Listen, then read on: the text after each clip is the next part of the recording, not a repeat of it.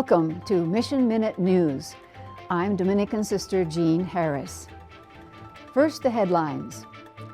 Pope focuses month of March on reconciliation. 800 Dominican years ago. Pope Francis thanks Blessed Mary for Iraq visit. U.S. bishops in solidarity with Myanmar laud a sister's courage. Dispatch from Mozambique on tropical cyclone Eloise.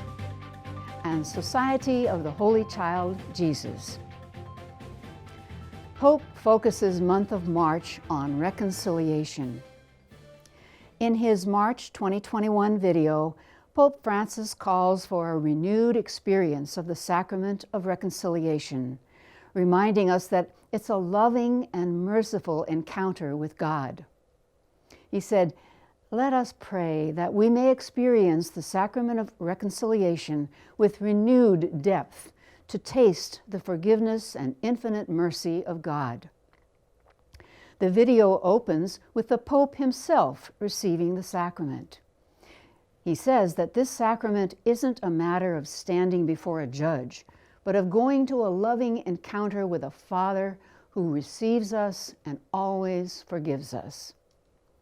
When I go to confession, it is in order to be healed, to heal my soul, to live with greater spiritual health, to pass from misery to mercy. He emphasized that the center of confession is not the sins we declare, but the divine love we receive, of which we are always in need. In the Catholic Church, reconciliation, also called penance or confession, is the sacramental means through which God grants pardon for sin. The contrite penitent names his sins to a priest, resolves to not sin again, receives absolution and peace from God through the priest, and performs an act of satisfaction, usually called a penance. The faithful are especially encouraged to receive the sacrament during Lent, along with their reflection, prayer, almsgiving, and fasting. 800 Dominican years ago. It's been 800 years since St. Dominic left this earth on August 6th, 1221. Dominic, the founder of the mendicant religious order known as the Dominicans, with a universal mission of preaching, a centralized organization, and a government, and a great emphasis on scholarship, was canonized on July 3rd, 1234, not quite 13 years after his death, and given the feast day, August the 8th. A gifted writer in my own Dominican congregation, Sister Catherine Marie Bazar, introduced her recent article on Dominic, applying a quote from Tagore to St. Dominic. "I came to offer thee a flower, but thou must have all my garden. It is thine." These simple and reverent words, penned by the mystic Rabindranath Tagore, symbolize in many ways the impact of Dominic Guzman, who left behind not only a fragrant word called truth, but also a way of life, a garden, as it were, that would one day burst upon Europe and seed itself over the entire world. It would continue not only to bloom, but in flourishing again and again, would also renew itself with greater and deeper meaning. The Spaniard Santo Domingo de Guzman was born on August the 8th, 1170, in Calaruega, Castile, Spain, and died in Bologna, Romagna, Italy. Unlike most saints, he was given the memorial feast day of his birth, August 8th, probably because his death day was the very important and immovable feast of the Transfiguration of Christ.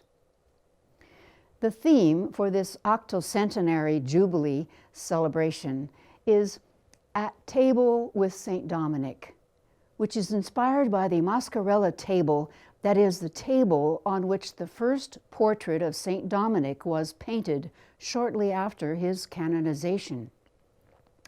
Thus, Saint Dominic will be celebrated not as a saint on a pedestal, but a saint enjoying table fellowship with his community, gathered by the same vocation to preach God's word and share God's gifts.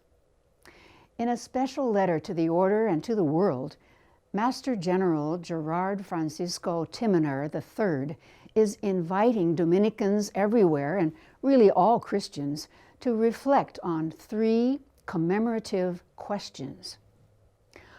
Are we not at the same table as are all the saints? Inspired by their lives, when do we share our table by nourishing others with faith, hope, and love, and material goods too? And how does the Eucharistic table break open the word and the bread of life for our consumption and for sharing? This special year of Eucharistic celebrations opened on January the 6th, 2021 in Bologna, Italy, where St. Dominic's mortal remains are kept and venerated, with Archbishop Matteo Cardinal Zuppi presiding. For May 24th, the Pope is invited to preside. August 4th, Master General Father Gerard will preside, and January 6th, 2022, the Prior Provincial of the Province of St. Dominic.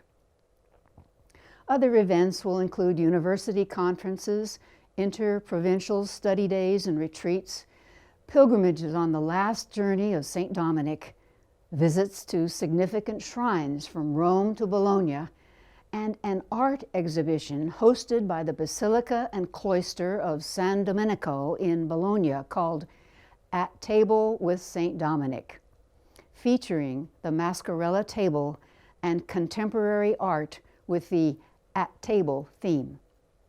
Father Gerard's letter concludes with, "We want to celebrate St. Dominic, but not with an archaeological spirit or one of apologetics and self-glorification, but with thanksgiving."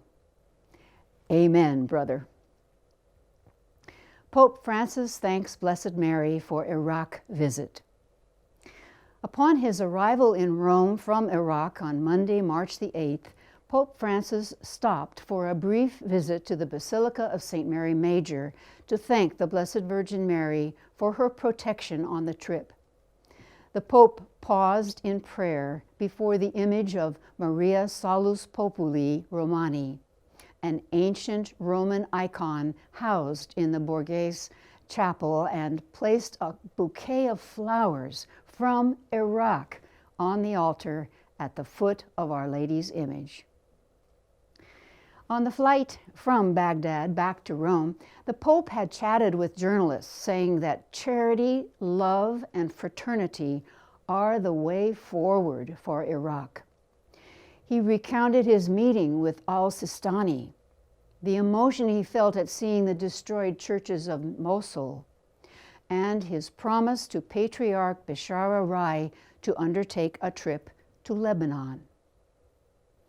The Pope then returned to his Casa Santa Marta at the Vatican for some much-needed rest. Here is a short video of highlights of Pope Francis' apostolic journey to Iraq.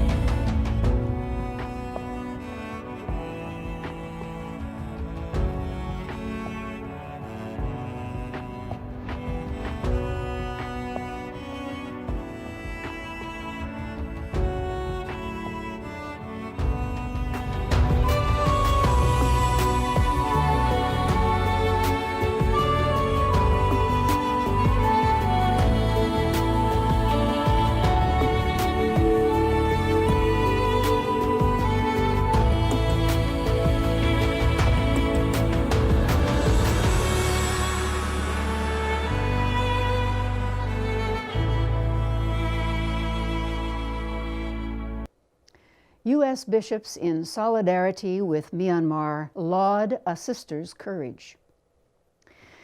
As anti-coup protests continue in Myanmar, despite deadly military violence, U.S. Catholic bishops join a growing multitude of voices against the coup in that Southeast Asian nation and support the courageous actions of one very brave Myanmar sister. The chair of the Committee on International Justice and Peace of the U.S. Bishops' Conference conveyed a message to the bishops of Myanmar in solidarity with their people, calling for a return to democracy. The committee chair, Bishop David J. Malloy of Rockford, recalled that Pope Francis has condemned the coup and expressed his solidarity with the people and called on the nation's leaders to work for the common good. I echo the call by the Holy Father and the bishops of Myanmar on the need for dialogue as a way forward toward peace and reconciliation, said Bishop Malloy. He also said he has asked U.S. government officials to carefully consider the insights the local church can offer toward achieving a just resolution to the current crisis. All Catholics and people of goodwill are urged to pray for the people and leaders of Myanmar. Demonstrators were in the streets March 4th, undaunted by the killing of at least 38 people the previous day by security forces, who, according to witnesses, have been repeatedly firing tear gas, rubber bullets, and live rounds in an attempt to disperse the crowds, while arresting the protesters.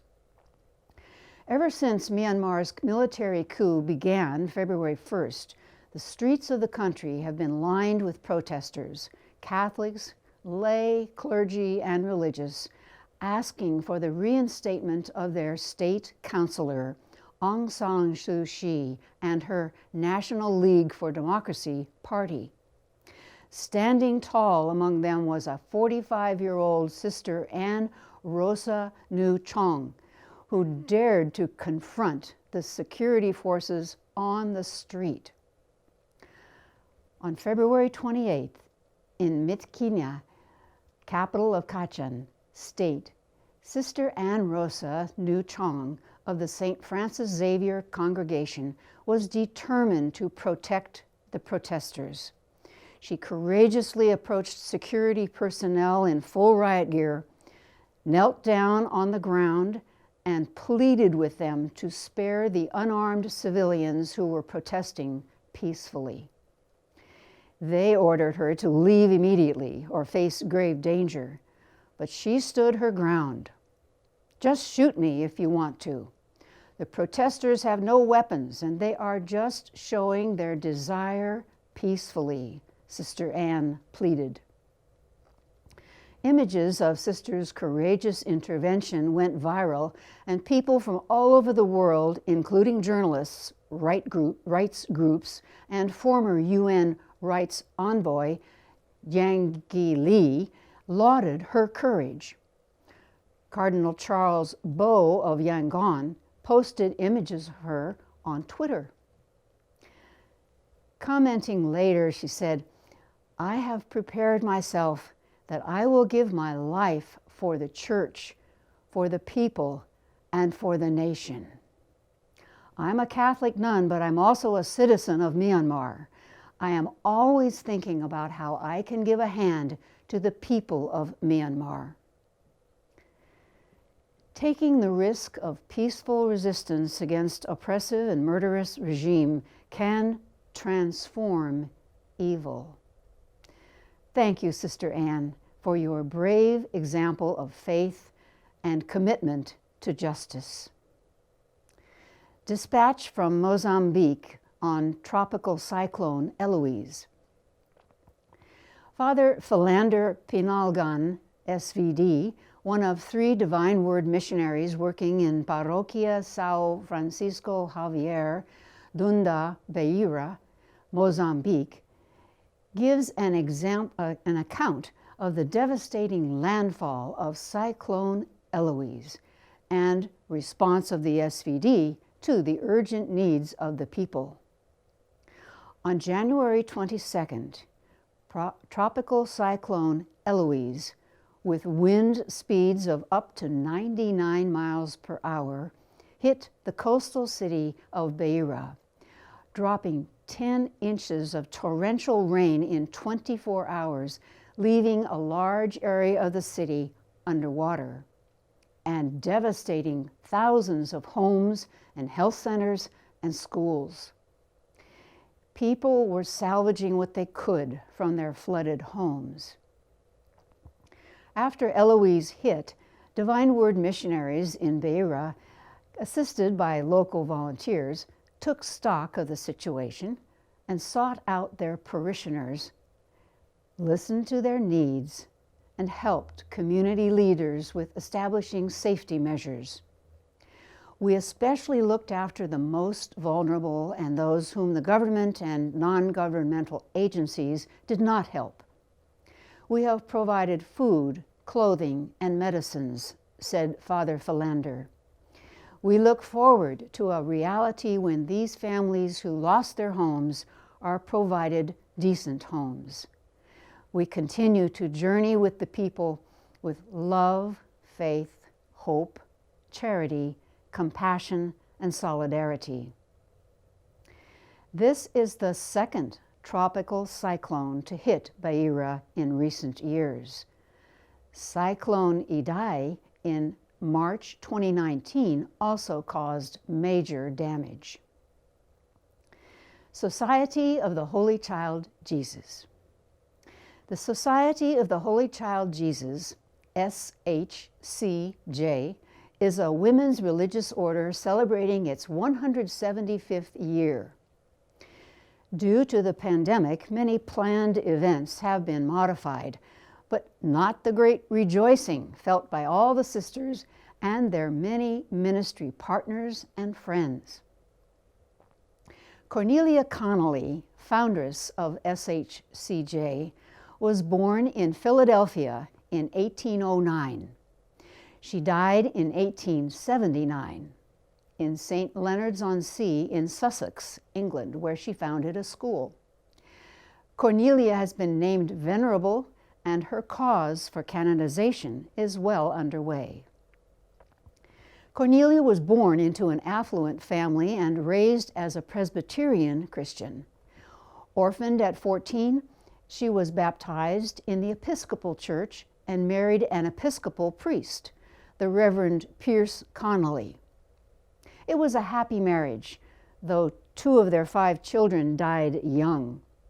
Margaret Mary at 6 weeks, and John Hendry at 2 years when a dog knocked him into a vat of boiling sugar. Both Cornelia and Pierce converted to Catholicism.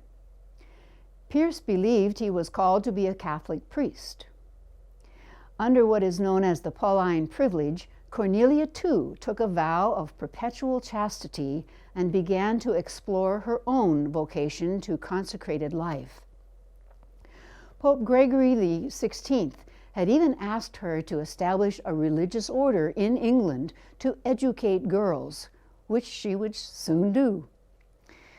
By April 1844, Cornelia had entered the Sacred Heart Convent at the Trinità dei Monti under special conditions, taking her baby son Frank with her. There, Cornelia began making tentative plans to found a religious congregation.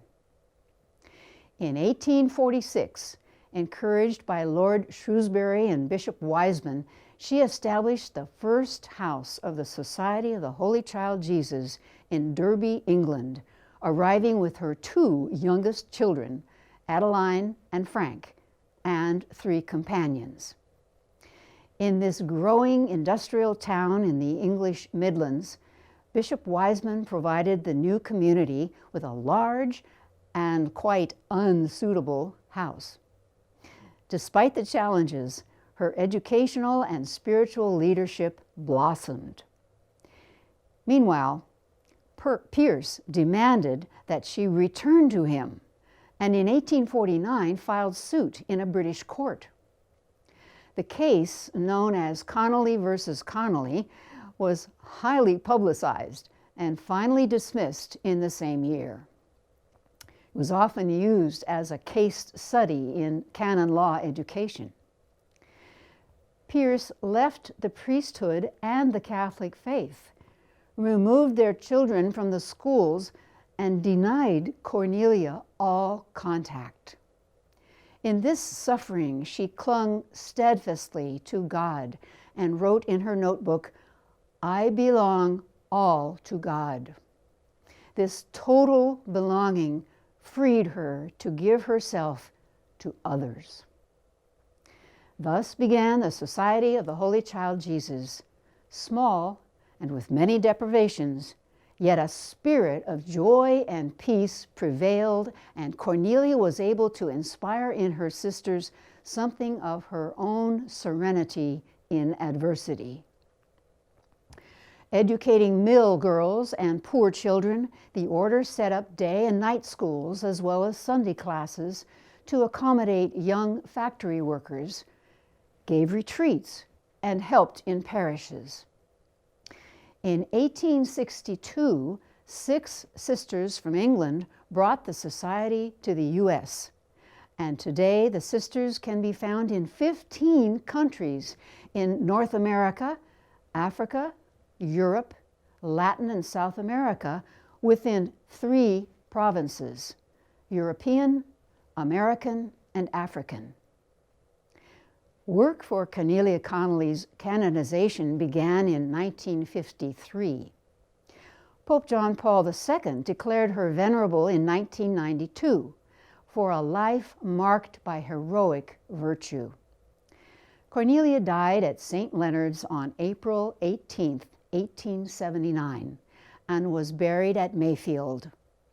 Her SHCJ sisters live by the motto, "Actions, not words," in a variety of ministries as they usher consecrated life into the 3rd millennium. Workshop on Interculturality for SVD and SSPS novices. Family is where we find our roots, however tall or wide we may grow. Gathered at the SVD's St. Michael's Novitiate in Khurda, India, January 24th through 26th, 40 SVD and 10 SSPS novices studied their intercultural roots as members of the Arnaldus family. The workshop commenced with a Eucharistic celebration presided by Father Joe Mon James, SVD, Provincial of India Central. In his homily, he aptly emphasized the significance of learning to live healthily in intercultural communities.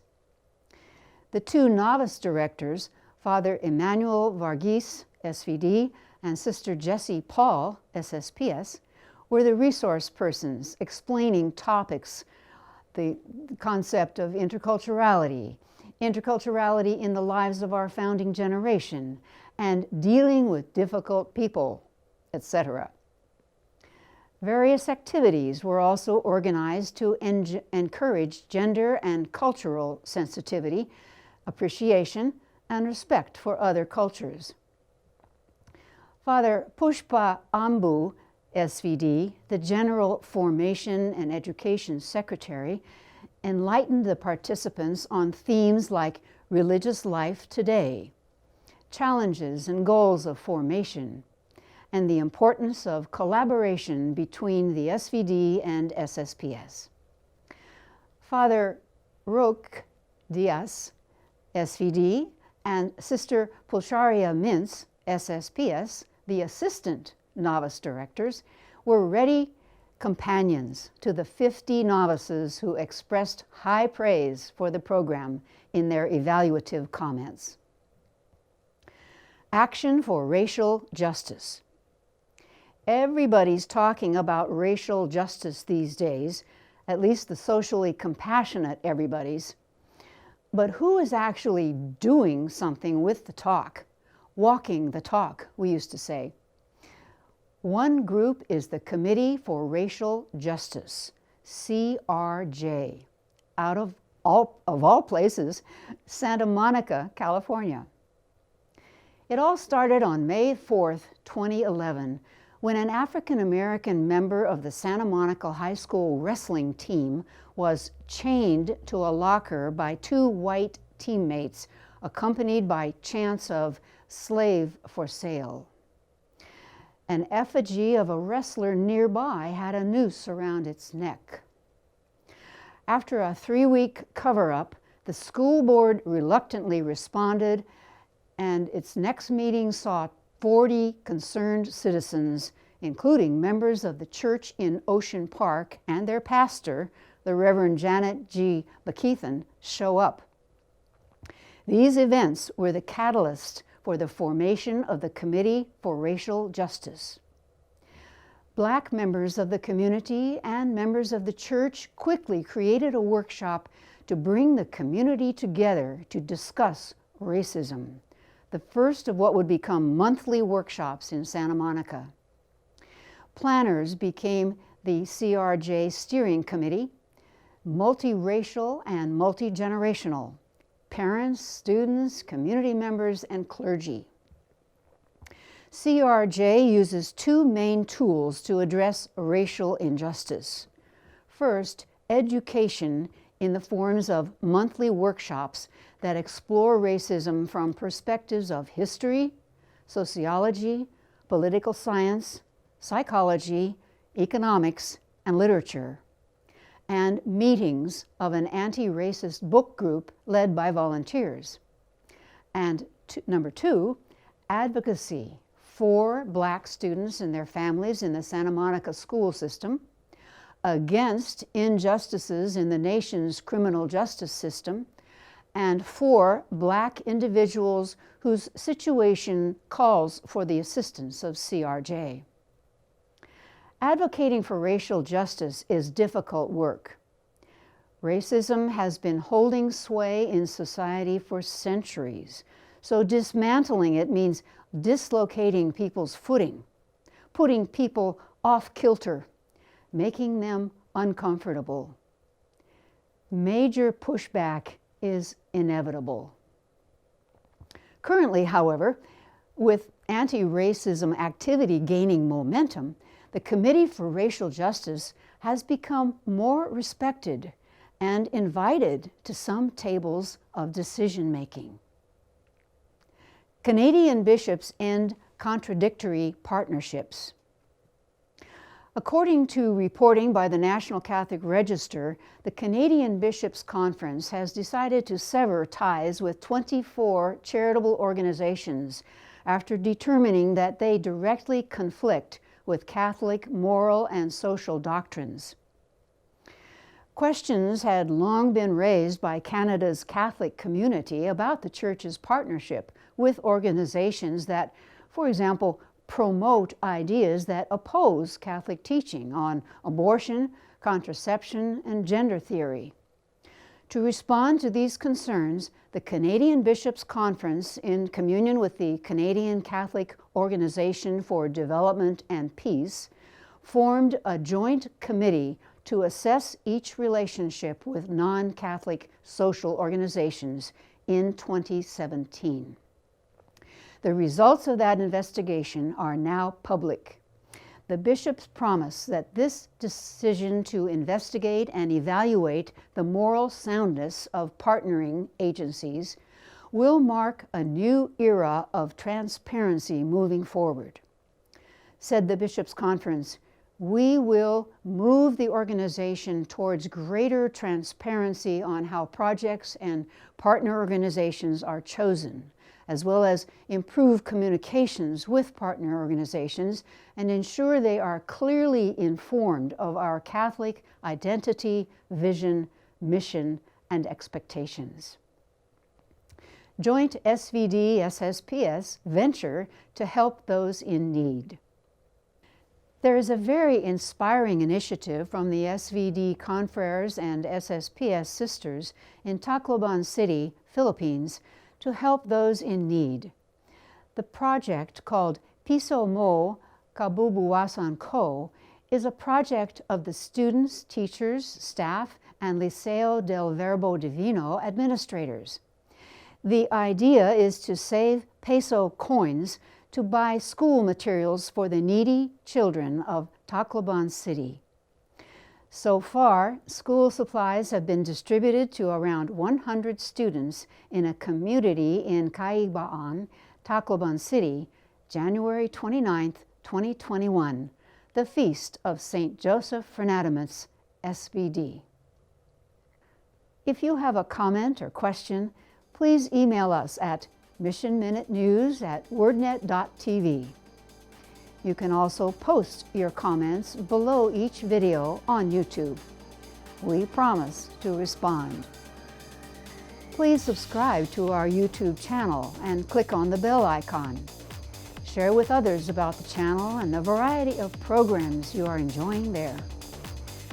This is Mission Minute News. Until we meet again, stay safe, and may Jesus' love for you make you smile.